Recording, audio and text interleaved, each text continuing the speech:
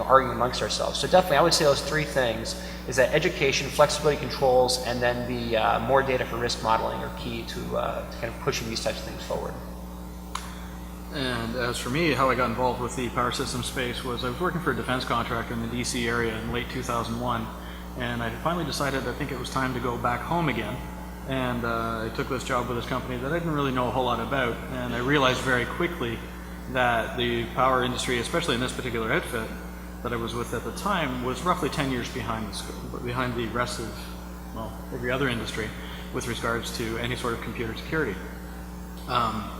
And the challenges that presented were such that I couldn't walk away from it because I'm a glutton for punishment. And there was so much to do that I never had a chance to get bored.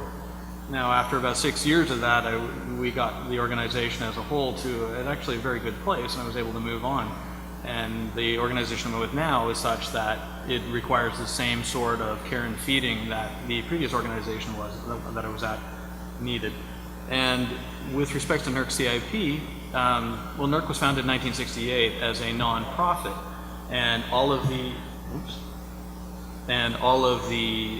regulations that they put forward were all strictly voluntary adherence. And with the Energy Act in 2005, those became mandatory. So now there's this big rush on to actually get up to compliance, and you see all the vendors sending out all the various pieces saying, our widget will help protect you against X. So it again presents a landscape that is such that it keeps me fully engaged and frustrated. Cool. So, Katie, can you hear me? I can hear you. Everybody else sounds like a drowning robot.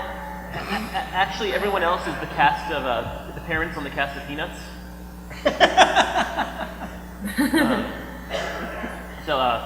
Yesterday when you and I were talking, you were filling me in some of the more crazy politics stuff that was going on in terms of how things actually happen in ISO. It was very enlightening. I was hoping that you could summarize some of that, and you were saying that, or maybe tell us about some of the specific drama that you, to the extent that you can. Well, the drama is actually still ongoing. So, you know, I've been working on this for close to 3 years at this point,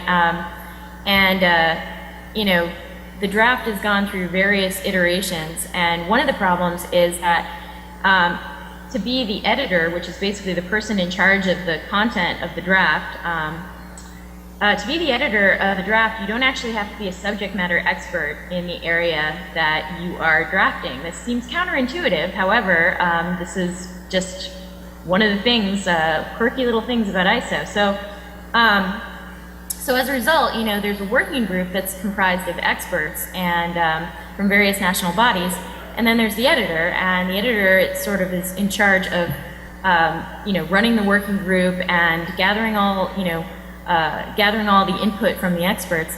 And sometimes these discussions get really heated, especially when you're dealing with somebody who isn't familiar with the subject. So arguments around proper terminology, I can think of basically, you know, some of the very basic terminology around vulnerability disclosure, such as, oh, I don't know, vendor. The ISO people tend to try and make up their own terms, or not really make them up, but replace terms with ISO terms.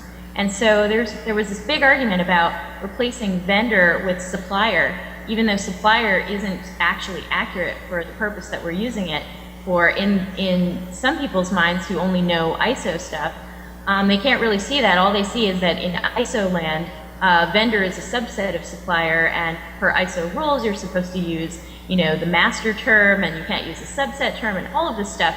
So we get into, you know, quite heated arguments. And then we also get into heated arguments about scope. And it was during one of these particular arguments that I ended up, you know, getting pretty hot around the collar and decided that it would be best if I just recused myself from that editing session before I started throwing water bottles at people. So I closed up my laptop and I walked out. This was 2 days ago. So I walked out for a few hours, and then I came back and did, you know, my formal proper ISO thing of reporting on what U.S. national body felt was the status and the progress of the draft, and all of these things, and there are liaison statements and all kinds of, weird ISO lingo and processes, but, it got pretty crazy.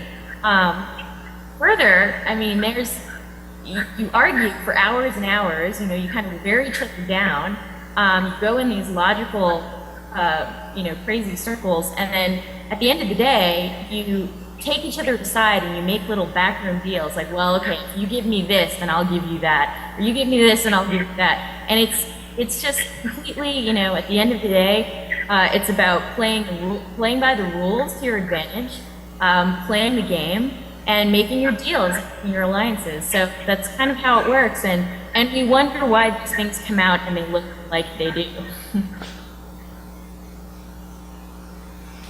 Thanks. So, Mike, you were saying, we were talking the other week, and you were telling me that, like with PCI, there's very heavily vendor influence in terms of what gets put in place, what doesn't get put in place, and can you tell us a little more about that? Because that was rather startling to me.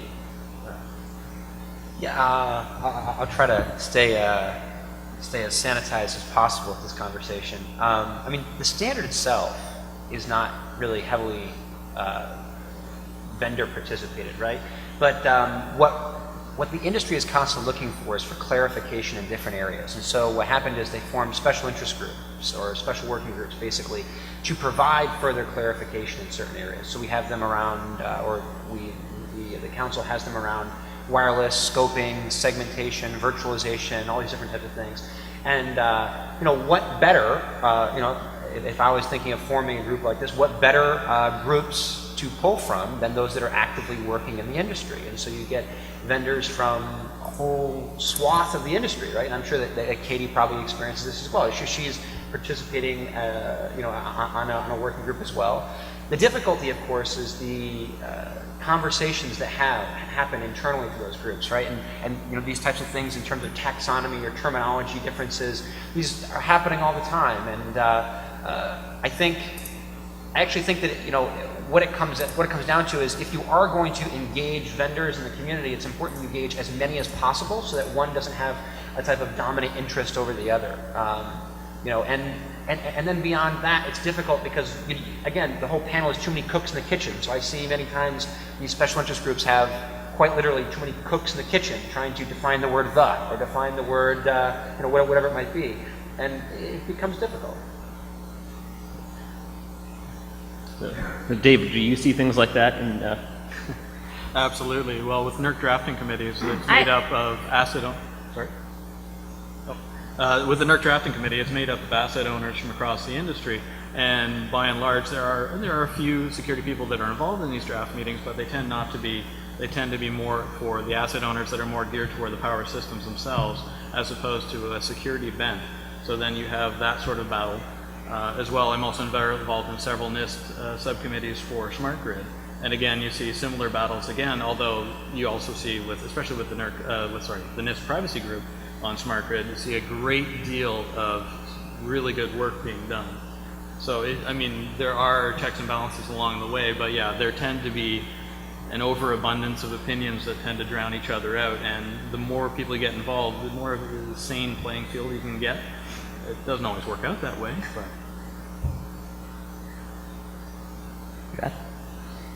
Yeah, one of the things that was not really startling but depressing to me about 201, and as there's shown it carries throughout, was the narrow scope of people who are actually engaged in shaping the evolution of it.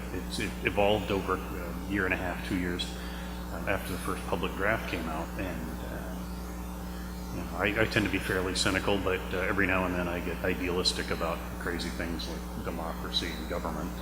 It doesn't take long to be reeled back in, but what happened here in Massachusetts was there were public hearings, and I thought, hey, great, public hearings, let's see when they are.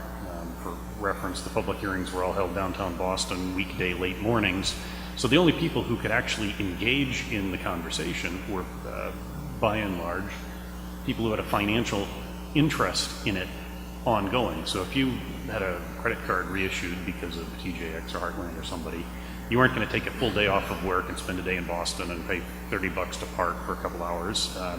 However, if you happen to own a chain of stores, or we're legal counsel or something for